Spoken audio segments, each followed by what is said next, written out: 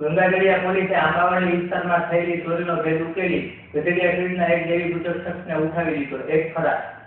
શહેરના આંબાવાડી વિસ્તારમાં ગત તારીખ 7 જુલાઈના અપૂર્વભાઈ ત્રિવેદીના રહેણાંકી મકાનમાં તસ્કરોએ ઘૂસી સોના ચાંદીના ઘરેણાં રોકડાની ચોરી કરી હોવાને લઈ અપૂર્વભાઈ ત્રિવેદીએ ઘોઘા રોડ પોલીસ મથકે અજાણ્યા ઇસમો વિરુદ્ધ ફરિયાદ નોંધાવી હતી. જેના અનુસંધાને પીએસઆઈ સોલંકીએ આ તપાસ હાથ ધરતા ગઢડિયા ક્રીડમાં રહેતા દીપક હિંમતભાઈ દેવી પૂજકનું નામ ખુલ્યું હતું. જેના અનુસંધાને પોલીસે તેની એફઆઈઆર કરી આગવી રીતે પૂછપરછ કરતા આ ચોરીમાં તેની સાથે દેવાભાઈ રામાભાઈ દેવી પૂજક હોવાનું ખુલ્યું હતું અને આ બંને ઇસમોએ ચોરીના મુદ્દામાલની ભાગ પટાઈ કરી હોવાની કબૂલાત આપી હતી. ત્યારે પોલીસે દીપકના કબજામાંથી ચાંદીના સિક્કા અને 2 સોનાની વીંટી કબજે કરી નાસી છૂટેલા દેવાને ઝડપી લેવા ચક્રો ગતિમાન કર્યા હતા.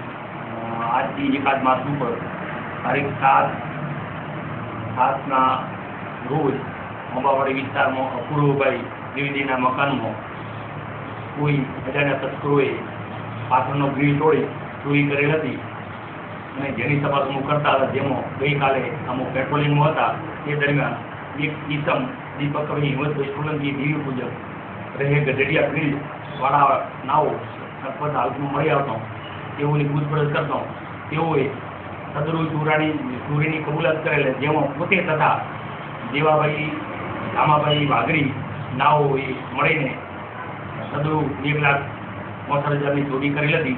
જેમાં ગઈકાલે કબૂલાતના આધારે